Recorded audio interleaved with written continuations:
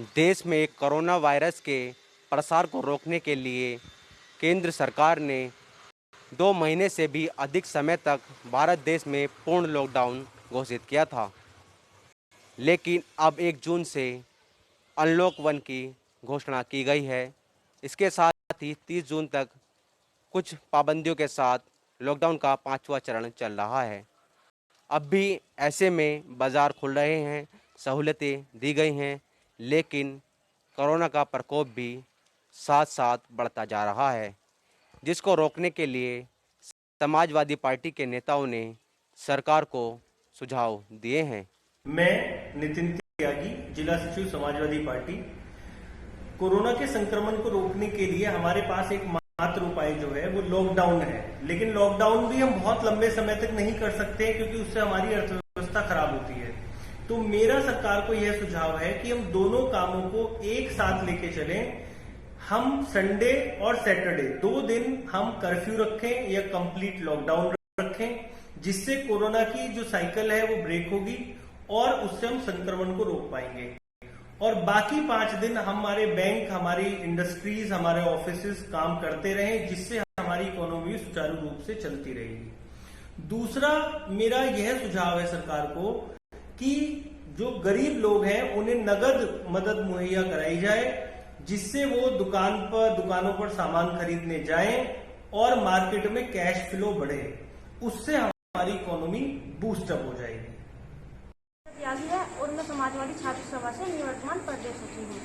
देखिए, जिस प्रकार देश कोरोना नामक महामारी से जूझ रहा है और दिन प्रतिदिन कोरोना व्यक्तियों की संख्या लगातार बढ़ती जा रही है, इस सबको देखते हुए मैं भारत सरकार से आग्रह करना चाहूँगी कि वर्तमान में जो परीक्षाएं होनी है उन सबको स्थगित कर दिया जाए और छात्रों को, जो छात्र यूनिवर्सिटी और कॉलेजों में पढ़ते हैं, उनको पिछले साल के अंकों के आधार पर नेक्स्ट कक्षा में प्रमोट कर दिया जाए।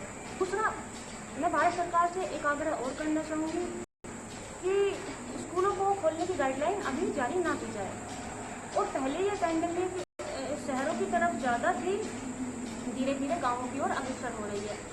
तो एक आग्रह और करना चाहूँगी कि गाँवों में ज़्यादा से ज़्यादा टेस्टिंग हो, लोगों को जागरूक किया जाए और मास्क का वितरण किया जाए।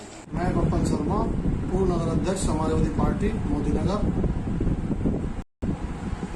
कोरोना वायरस की महामारी जो चल रही है, भारतीय जनता पार्टी को, इस सरकार को मैं अपने कुछ सुझाव देना चाहता हूं। इस सरकार को किसानों की मदद करनी चाहिए, गरीबों की मदद करनी चाहिए और किसानों का कर्जा माफ, बिजली का बिल माफ और स्कूल की फीस माफ होनी चाहिए। मेरा सरकार से यही निवेदन है कि आगे बढ़ करके गरीब, किसान, नौजवान और मजदूरों की मदद करें। धन्यवाद। विकास यादव, निवर्तमान जिला उपाध्यक्ष समाजवादी पार्टी गाजीपुर। सरकार को कोरोना से बचाव के लिए कठोर कदम उठाने की आवश्यकता है। जो लोग अनावश्यक रूप से अपने घरों के बाहर घूम रहे हैं, उनके ऊपर अंकुश लगाने की आवश्यकता है कि बिना अनावश्यक रूप से घरों से बाहर ना घूमें। और जो शहरी क्षेत्र से पलायन करके लोग गांवों में पहुंच गए हैं, उनके पास रोजगार नहीं है, वो लोग खाने को मोहताज हैं, सरकार को तुरंत उनके लिए रोजगार मुहैया कराने की आवश्यकता है। ग्रामीण क्षेत्र में लोग अभी कोरोना के प्रति इतने जागरूक नहीं है, उन्हें बचाव के लिए जन प्रतिनिधियों के सहयोग से, आशाएं या लेखपालों के सहयोग से उन्हें जागरूक करने की आवश्यकता है। और जो ग्रामीण क्षेत्र में तुरंत रोजगार उपलब्ध कराने की आवश्यकता है, जिससे कम से कम लोगों को 2 टाइम का खाना उपलब्ध हो सके। यदि रोजगार समय से उपलब्ध नहीं हुआ तो जितने भी लोगों ने पलायन किया है, मजदूरों ने पलायन किया है, इनके भूखे मरने की नौबत आ जाएगी। तो सरकार को तुरंत रोजगार के अवसर उपलब्ध कराते हुए लोगों को खाना उपलब्ध कराए और इसे कोरोना से बचाव के उपाय के लिए ग्रामीण क्षेत्र में जाना चाहिए। आगे आने वाला टाइम ऐसा होगा कि शहरी क्षेत्र से अलग ग्रामीण क्षेत्र में कोरोना के इतने मरीज उभर के आएंगे कि इन्हें संभाल पाना मुश्किल हो जाएगा। सरकार को कोरोना वायरस के प्रसार को रोकने के लिए समाजवादी पार्टी के नेताओं ने सुझाव देते हुए कहा है कि सरकार को 5 दिन बाजार, उद्योग धंधे, जो भी आर्थिक मजबूती दे देश को, वो खुलने की छूट देनी चाहिए और साथ ही शनिवार और रविवार को पूर्ण रूप से देश में कर्फ्यू रखना चाहिए, जिससे कि कोरोना वायरस की चेन टूट सके।